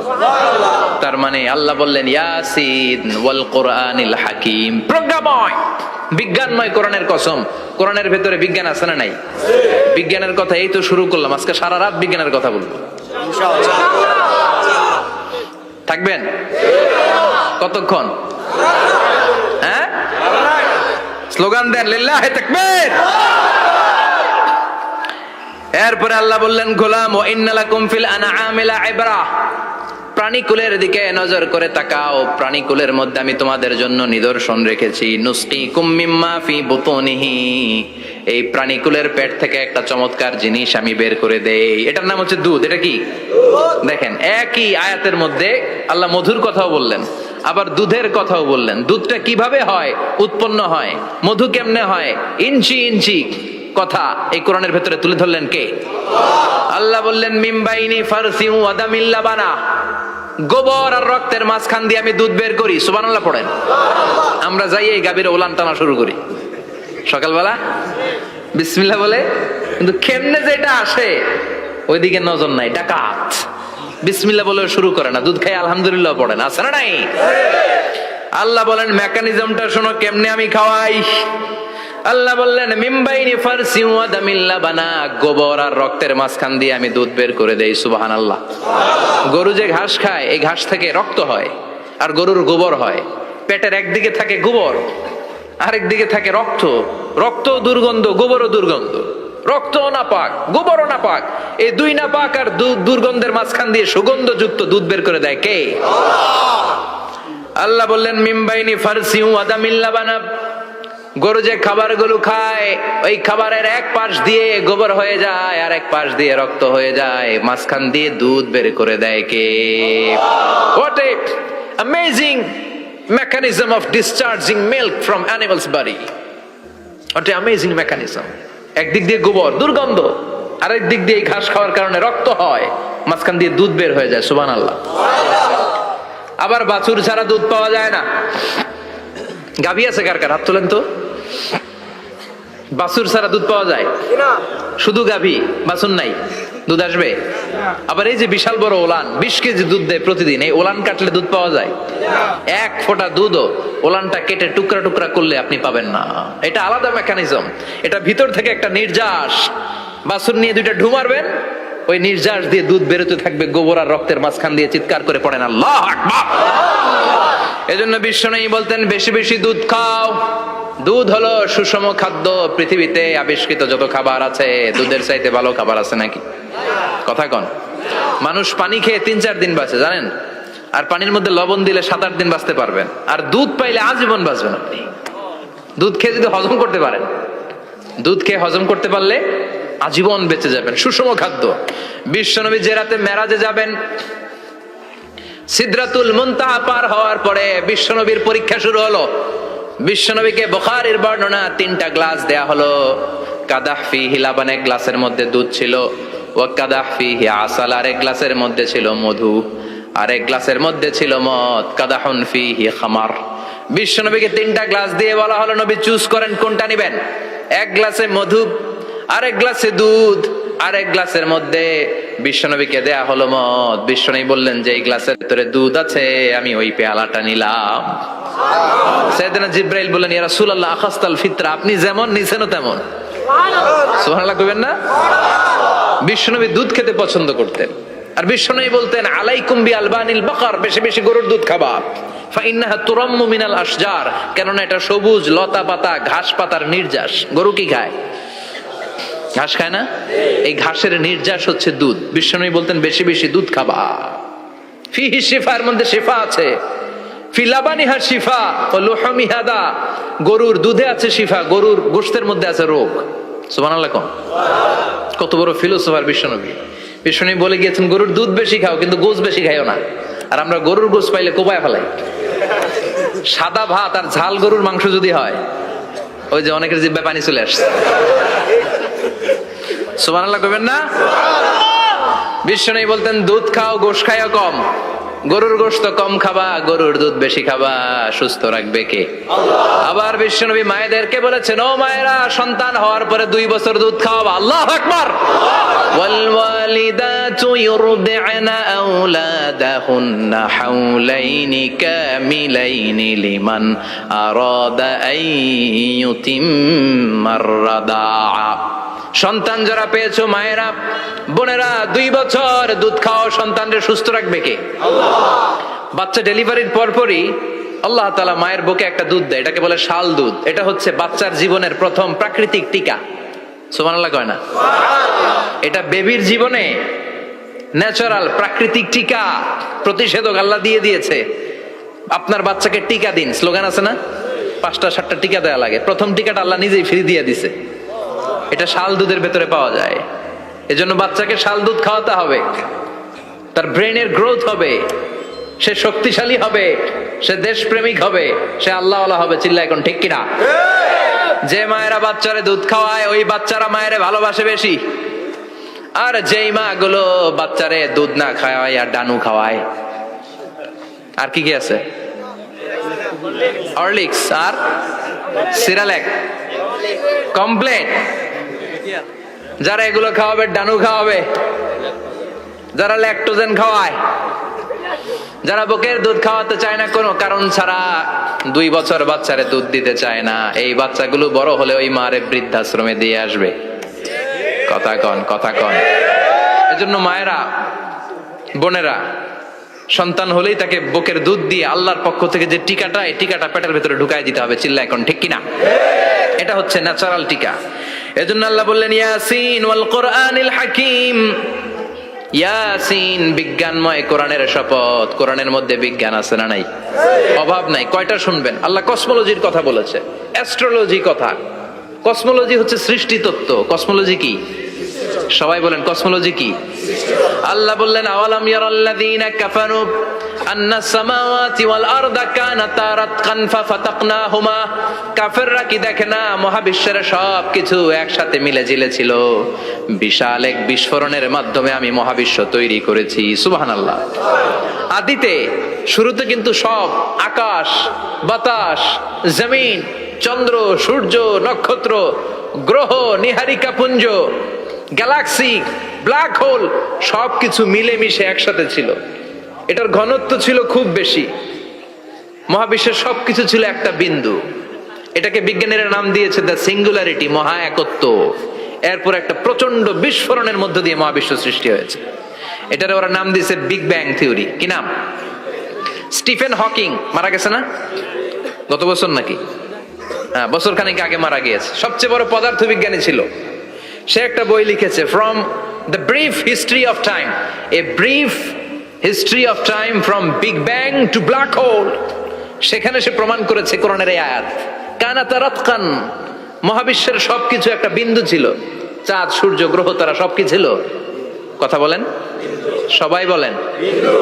একটা মাত্র বিন্দু ছিল। আল্লাহ বলেন, don't the disbeliever observe that the heavens and earth were joined together, then I separated with a gigantic sound, explosion. সব একসাথে ছিল, চাঁদ, তারা, আকাশ, নদী, নালা সব একসাথে। তারপরে একটা বিকট বিস্ফোরণের মধ্য দিয়ে পৃথিবী হয়েছে, এ চাঁদ হয়েছে, চন্দ্র হয়েছে, সূর্য হয়েছে, মহাবিশ্বের সবকিছু এই মহাবিস্ফোরণের মধ্য দিয়ে হয়েছে। চিৎকার করে পড়েন আল্লাহু আকবার। এই যে ছোট্ট পৃথিবীতে আমরা বসে আছি, এই পৃথিবীর চেয়ে সূর্য 13 লক্ষ গুণ বড়। চিল্লায় পড়েন আল্লাহু আকবার। এটা কি বাড়ির কাছের কথা? 13 লক্ষ গুণ বড়, কল্পনা করা যায়? তার মানে কি সূর্যই সবচেয়ে বড়? না, সূর্যের চেয়ে অনেক বড় বড় তারা আছে। ব্যাটেলজিউস নামে একটা তারা আছে মহাকাশে, যেটা যে সূর্য পৃথিবীর চেয়ে 13 লক্ষ গুণ বড়। এই ব্যাটেলজিউস তারা সূর্যের চেয়ে 33 কোটি গুণ বড়। এই ব্যাটেলজিউস তারাটাই কি সবচেয়ে বড়? না, এর চেয়েও কত বড় তারা যা আছে কোনো হিসাব নাই। এরকম বিশাল বিশাল তারা ঘুরতে ঘুরতে মাওয়াকিউন নুজুম, ব্ল্যাক হোল নামে একটা রেঞ্জ আছে। এই রেঞ্জের মধ্যে যদি ঢুকে যায়, ছোট্ট বাচ্চার মুখে চকলেট দিলে বাচ্চা যেমনি চকলেট চুষে খেয়ে ফেলে, এই বিশাল বিশাল তারাগুলো ব্ল্যাক হোলের মধ্যে ঢুকলে এক মুহূর্তের মধ্যে নিঃশেষ হয়ে যায়। চিল্লায় পড়েন আল্লাহু আকবার। এজন্য আল্লাহ বললেন, ফালা উকসিমু বিমাওয়াকিউন নুজুম, এই তারকা নিঃশেষ হওয়ার যে জায়গাটা, এই জায়গার কসম আমি কোরআনের মধ্যে খেলাম। এই ব্ল্যাক হোলের রেঞ্জের ভেতরে তারা আসলে মুহূর্তের মধ্যে নিঃশেষ বানিয়ে দেয় কে? একটা তারার চেয়ে আরেকটা তারা বড়। এরকম হাজার কোটি তারা মিলে আমাদের গ্যালাক্সি। এই গ্যালাক্সির নাম হচ্ছে মিল্কি ওয়ে। কি নাম? আমাদের গ্যালাক্সির নাম কি? সবাই বলেন তো। Milky way. কি নাম? এরকম একটা গ্যালাক্সি না, লক্ষ কোটি গ্যালাক্সি আছে। আমাদের গ্যালাক্সির পরে সবচেয়ে কাছের গ্যালাক্সির নাম অ্যান্ড্রোমেডা। কি নাম? এই অ্যান্ড্রোমেডা গ্যালাক্সি আমাদের গ্যালাক্সি থেকে 2.5 মিলিয়ন লাইট ইয়ার দূরে, মানে 25 লক্ষ লাইট ইয়ার। সুবহানাল্লাহ কইবেন না? আলোর গতি হচ্ছে পৃথিবীতে সবচেয়ে বেশি বর্তমান সময় পর্যন্ত, জানেন? সেকেন্ডে কত মাইল? 1,86,000 মাইল। 1 সেকেন্ডে আলো ছুটে 1,86,000 মাইল ব্যাগে। এত ব্যাগের কোন প্লেন বা রকেট নিয়ে যদি আপনি আমাদের গ্যালাক্সি থেকে মিল্কি ওয়ে থেকে অ্যান্ড্রোমেডাতে যেতে চান, তাহলে আপনার 25 লক্ষ বছর লেগে যাবে। সুবহানাল্লাহ বাড়িতে যাই বললেন। এরপর আল্লাহ বললেন ওয়াস-সামাআ বানাইনাহা বিআইদিন ওয়া ইন্না লামুসিউন, আকাশ আমি বানালাম, গ্যালাক্সি আমি বানালাম, বানানোর পর থেকে সবগুলোরে আমি প্রশস্ত করতে শুরু করে দিলাম। সব ছিল ক্ষুদ্র, একটা বিন্দুর মধ্যে আমি বিস্ফোরণ করলাম একটা আওয়াজ দিয়ে। আওয়াজটা ছিল কুন। আওয়াজটা ছিল কি? জোরে কোন, আবার কোন, কুন ফায়া। ইন্নামা আমরুহু ইযা আরাদা শাইআন আন ইয়াকুলা লাহু কুন ফায়াকুন। আল্লাহ যখন কিছু করতে চান শুধু বলেন কুন, শুধু বলেন বি। কোন মানে বি, ইট ওয়াজ, এটা হয়ে যায়। হাও বলতে দেরি। এই মহাবিস্ফোরণের নেপথ্যে যে শব্দটা ছিল সেটা ছিল কুন। সেটা ছিল কি? আল্লাহ কুন বলতে দেরি, মুহূর্তের মধ্যে বিগ ব্যাং, বিশাল এক্সপ্লোশন, তারপর থেকে মহাবিশ্ব ছড়াচ্ছে। আল্লাহ বলছেন এই কোরআনের ভেতরে বলে দিয়েছেন ওয়া ইন্না লামুসিউন, আমি এই মহাবিশ্বকে, এই গোটা ইউনিভার্সকে আমি প্রতিনিয়ত সম্প্রসারিত করছি। প্রতিনিয়ত এটা বড় হচ্ছে, সম্প্রসারিত হচ্ছে। চিল্লায় বলেন আল্লাহু আকবার। আজ থেকে মাত্র 20 বছর আগে এটা তারা আবিষ্কার করেছে। এটা কোন সাল? 2000। 20 বছর পেছনে গেলে কত? 1998, তাই না? এই 1998 সালে তারা আবিষ্কার করেছে সুপারনোভা কসমোলজি প্রজেক্ট। এই সুপারনোভা কসমোলজি প্রজেক্টে তারা এই সিদ্ধান্তে এসেছে যে মহাবিশ্ব কোন নামক এক বিস্ফোরণের পর থেকে যে সম্প্রসারিত হচ্ছে, আজ পর্যন্ত এটা শুধু বাড়ছে আর বাড়ছে, অ্যাক্সেলারেটিং হচ্ছে, এক্সপান্ডিং হচ্ছে, এটা কমছে না। কিয়ামত পর্যন্ত এটা বাড়তেই থাকবে। চিৎকার করে পড়েন আল্লাহু আকবার। এজন্য আল্লাহ বললেন ইয়াসিন ওয়াল কোরআনিল হাকিম, বিজ্ঞানময় প্রজ্ঞাময় কোরআনের শপথ। এই কোরআনের ভেতরে আমি কসমোলজির কথা বলেছি, অ্যাস্ট্রোলজির কথা বলেছি, জিওলজির কথা বলেছি, ফিজিক্সের কথাও বলেছি। সুবহানাল্লাহ। ফিজিক্স মানে কি? পদার্থ। পদার্থের সবচেয়ে বড় উপাদান হচ্ছে লোহা। লোহার কথা কিন্তু কোরআনে নাই। আছে? কই আছে? হ্যাঁ, সূরাতুল হাদিদ, লোহার নামে একটা সূরা দিয়েছে আল্লাহ কোরআনে। সুবহানাল্লাহ পড়বেন না? সূরার নাম সূরাতুল হাদিদ। সূরার নাম কি? চিল্লায় বলেন সূরার নাম সূরাতুল হাদিদ। হাদিদ মানে লোহা। আল্লাহ বললেন ওয়া আনজালনাল হাদিদা ফীহি বা'সুন শাদীদ।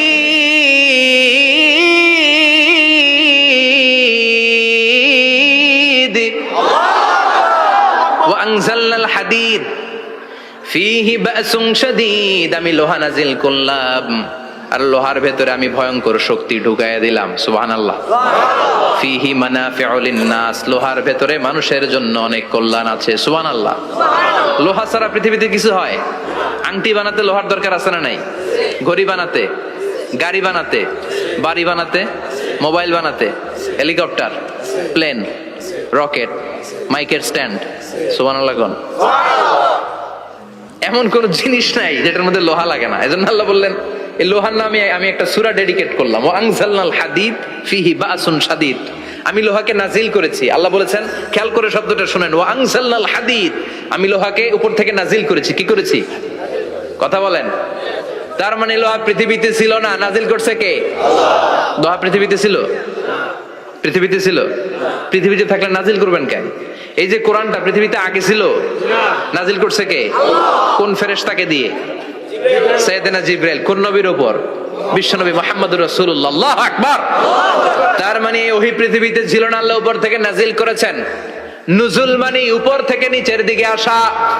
এই নুজুল শব্দ ব্যবহার করে আল্লাহ বললেন ওয়া আনজালনাল হাদিদ, লোহাকে আমি নাজিল করেছি। তার মানে লোহা পৃথিবীর উপাদান নয়, লোহা এসেছে উপর থেকে। কোন সুবহানাল্লাহ। বিজ্ঞানীরা, পদার্থবিদ যারা গবেষণা করে এটাই পেয়েছেন, লোহা আসলে পৃথিবীর না। লোহা পৃথিবীতে উৎপাদন করা হয় নাই। লোহার যে মলিকিউল, অণু আছে, লোহার একটা অণু তৈরি করার মতো ক্ষমতা পৃথিবীর নাই। ইভেন এই সৌরজগতের কোনো কিছু নাই। সূর্যের তাপেও লোহা তৈরি হতে পারে। লোহার ছোট্ট একটা অণু তৈরি করতে কমপক্ষে 1 কোটি ডিগ্রি সেলসিয়াস তাপের প্রয়োজন হয়। তার মানে এটা পৃথিবীর কোনো উপাদান নয়, এটা আনজালনাল হাদিদ। আল্লাহ বলেন মহাবিস্ফোরণের কারণে গলিত অন্য কোন তারার ভেতর থেকে লোহার উপাদান আমি পৃথিবীর ভিতরে এনে ঢুকিয়ে দিয়েছি। তার মানে পদার্থের কথা কোরআনে আছে না নাই? সুবহানাল্লাহ কইবেন না? এরপরে বায়োলজির কথা আছে না নাই? বায়োলজিক্যাল অ্যাসপেক্ট অফ মাউন্টেন্স, কেমন করে পাহাড়ি রেঞ্জ তৈরি হলো, আছে না নাই? ওয়াজআলনাল জিবালা আওতাদা, পাহাড়কে আমি পেরেক মেরে দিয়েছি। ওমিয়া কাঠের ভেতরে যখন পেরেক মারেন, পেরেকের বেশিরভাগ অংশ কাঠের ভেতরে ঢুকে যায়, উপরে দেখা যায় সামান্য, ঠিক কিনা? তো লোহা যদি আল্লাহ পেরেক মারেন, উপরে যা দেখা যায় এটা সামান্য, আসল পাহাড় তো মাটির নিচে। সুবহানাল্লাহ কইবেন না? আসল পাহাড় কোথায়? পেরেক যদি কাঠের মধ্যে ঢুকিয়ে দেন, পুরো পেরেকটা কাঠে ঢুকে যায় না, উপরে দেখা যায় কদ্দুর? সামান্য। পাহাড়ের যা আপনি দেখেন এটা তো পেরেকের মাথা, পুরো পাহাড়টা আল্লাহ জামিনের ভেতরে গেড়ে দিয়েছেন। চিল্লায় পড়েন আল্লাহু আকবার। আবার আল্লাহ বললেন অমিনাল জিবালি জুদাদুম বিদু ওয়া হুমরুম মুখতালিফুন আলওয়ানু, আছে না নাই?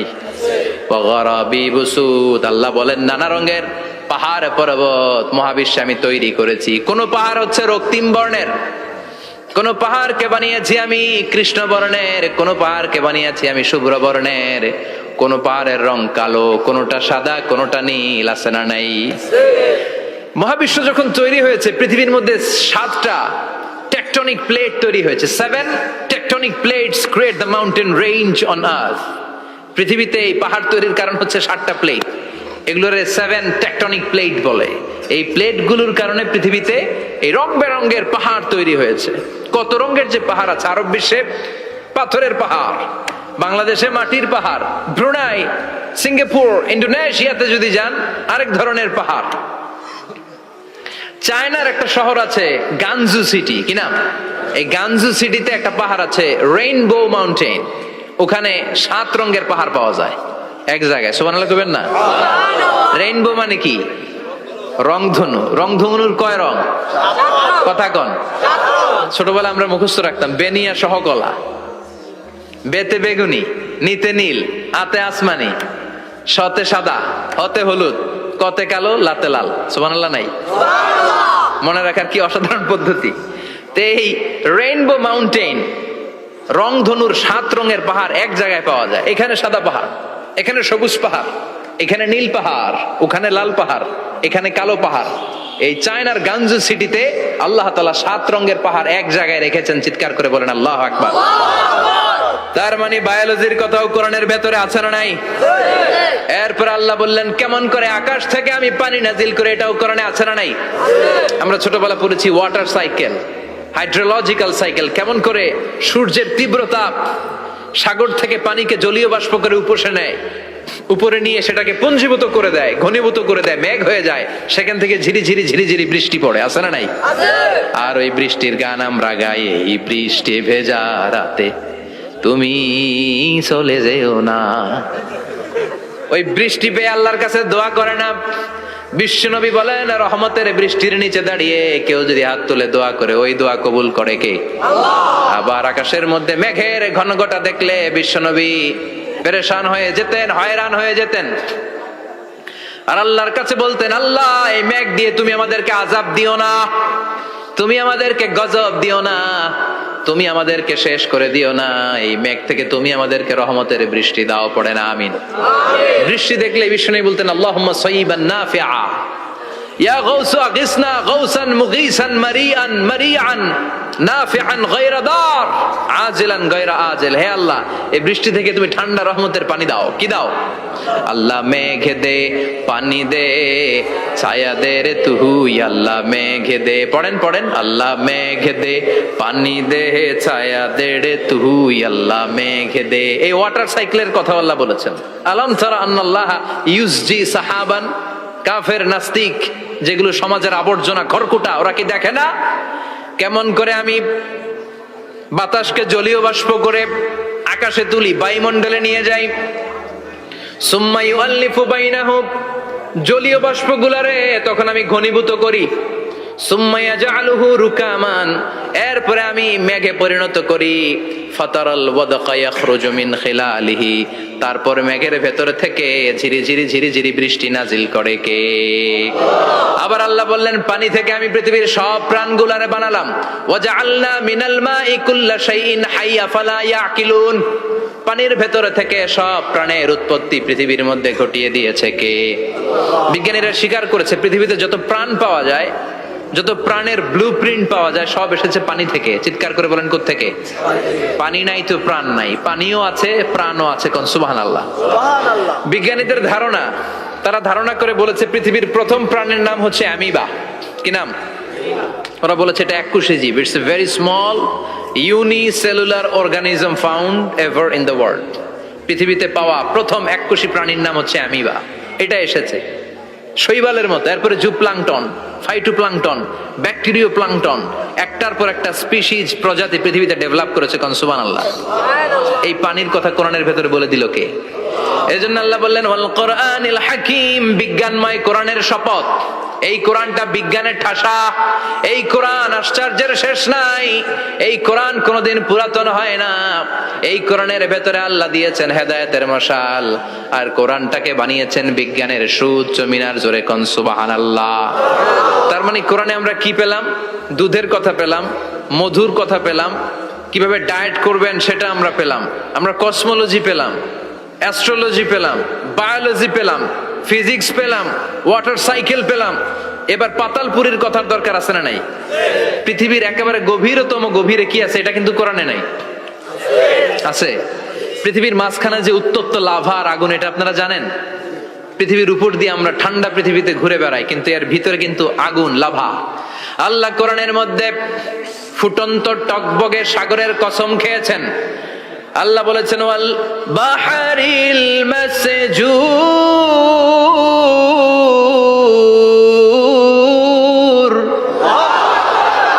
আমি কোরআনের ভেতরে ফুটন্ত টকবগে সাগরের পানির কসম খেলাম। পড়েন সুবহানাল্লাহ।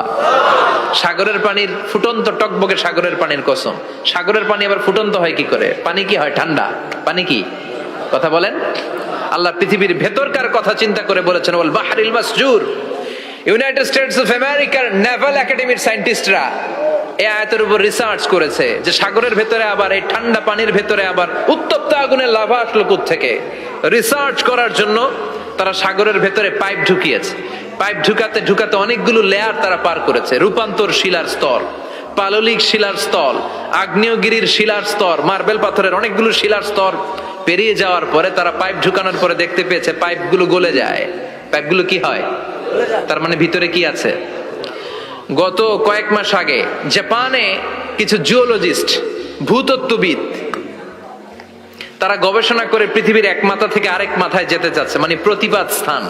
বাংলাদেশের এখান থেকে ছিদ্র করলে আপনি দক্ষিণ আমেরিকার চিলির সান্টিয়াগোতে যেয়ে উঠবেন। কথা বুঝতে পেরেছেন? তার মানে বাংলাদেশের প্রতিপাদ স্থান হচ্ছে দক্ষিণ সাউথ আমেরিকার চিলির সান্টিয়াগো। আবার ইন্ডিয়া থেকে ছিদ্র করতে করতে পৃথিবীর আরেক মাথা দিয়ে উঠবেন। সুবহানাল্লাহ বলেন। এটা তারা শুরু করেছে, কিন্তু এখনো সফল হয় নাই। ইউএস এর নেভাল একাডেমির সায়েন্টিস্টরা পাইপ ঢুকাতে ঢুকাতে দেখে একটা পর্যায় শেষে পাইপ আর ঢুকানো যায় না। পাইপগুলো পৃথিবীর ভেতরে যেতে যেতে গলে গলে পানি হয়ে যায়। সুবহানাল্লাহ কইবেন না? এই রিসার্চ প্রজেক্টের যিনি চিফ, উনি বললেন, bring the water proof pipe from America. America থেকে ওয়াটার প্রুফ পাইপ নিয়ে আস। আমার এমন পাইপ লাগবে গবেষণা করার জন্য যে পাইপ আগুনে জ্বলে না। ওয়াটার প্রুফের মধ্যে আগুন লাগালে আগুন ধরবে? বুলেট প্রুফে বুলেট মারলে বুলেট ঢুকবে? মাননীয় প্রধানমন্ত্রী শেখ হাসিনা যে গাড়িতে করে চড়ে, এটা বুলেট প্রুফ কার? গুলি মারলে ঢুকবে? আবার গুলি মারতে যায় না, 14 গোষ্ঠী উদ্ধার করে ছাড়বে আপনার, খবরদার। তো আমেরিকা থেকে ফায়ার প্রুফের পাইপ নিয়ে আসা হলো। নেভাল একাডেমির চিফ সায়েন্টিস্ট পাইপ ঢুকাতে আরম্ভ করলেন। ঢুকাতে ঢুকাতে পৃথিবীতে কিন্তু অনেকগুলো স্তর আছে। এই যে বালু মাটি, সব কিন্তু বালু মাটি নয়। আপনি খুঁড়তে খুঁড়তে পেয়ে যাবেন পাললিক শিলা, এরপরে রূপান্তরিত শিলা, এরপরে মার্বেল পাথরের শিলা, এরপরে শুরু হবে গরম আগ্নেয়গিরির শিলা। ওই শিলার ভেতরে এমন আগুন আল্লাহ রেখেছে, নেভাল একাডেমির সায়েন্টিস্টরা ফায়ার প্রুফের পাইপ ঢুকাতে ঢুকাতে একটা লেভেল যাওয়ার পরে দেখে যে ফায়ার প্রুফের পাইপও গলে গলে মুহূর্তে পানি হয়ে যায়। তার মানে ভেতরে এমন আগুন আল্লাহ রেখেছে ওই আগুনের তুলনায় পৃথিবীর আগুনের মতো নয়। ওই আগুনটাই জাহান্নামের আগুন। আবার বিজ্ঞানীরা গবেষণা করে ওই আগুনের মধ্যে মানুষের চিৎকার শুনেছে। এজন্য হাদিসে এসেছে আল্লাহর ওলিরা, মুমিন বান্দারা মারা গেলে তাদের রূহগুলো আকাশে চলে যায়, ইল্লিনে চলে যায়। আর কাফের মুশরিক আর নাস্তিক গুলো মারা গেলে তাদের আত্মাগুলো পৃথিবীর মাঝখানে সিজ্জিনে চলে যায়। ওই সিজ্জিনের ভেতরে আগুন আছে না নাই? চিল্লায় বলেন। তার মানে পাতালপুরীর কথাও আছে, সাগরের কথাও আছে, আকাশের কথাও আছে। কেমন করে দুনিয়াতে আমরা আসলাম সেটাও আছে। এমব্রয়োলজি, ভ্রূণ তত্ত্বের কথা কোরআনে আছে না নাই? পৃথিবীতে আল্লাহ কয়েক সিস্টেমে মানুষ বানালেন। সৈয়দনা আদমকে বানালেন, মাও নাই বাবাও নাই। সৈয়দনা আদম আলাইহিস সালামের বাবার নাম কি? মায়ের নাম কি? মাও নাই বাবাও নাই। আবার সৈয়দনা ঈসা আলাইহিস সালামকে আল্লাহ তৈরি করলেন, শুধু মা আছে বাবা নাই। আবার আমাদের সবাইকে আল্লাহ বানালেন, মাও আছে বাবাও আছে, ঠিক কিনা? এরপরে ছোট্ট এক ফোঁটা নাপাক থেকে আল্লাহ আমাদেরকে বানালেন। এই এক ফোঁটা বীর্যের মধ্যে যে প্রাণ আছে, এটা দুজন বিজ্ঞানী আবিষ্কার করেছে, লিয়েন হুক। প্রতিদিন ভাবতে হবে যে দাদা চলে গেল, মাইক্রোস্কোপ যন্ত্র দিয়ে তারা প্রতিদিন ভাবতে হবে যে দাদা চলে গেল, বাবা চলে গেল, আমিও ওই একই পথের যাত্রী। দ্য ডেস্টিনেশন ইজ সেম, গন্তব্য এক, কেউ আগে কেউ পরে। এটাই ওয়াজ, এটাই দামি ওয়াজ, এটাই দামি ওয়াজ। এটা মনে রাখলেই মানুষ আর চুরি করতে পারে না, মিথ্যা বলতে পারে, নড়ে। ওই এক ফোঁটা ড্রপের মধ্যে কি যেন নড়ে।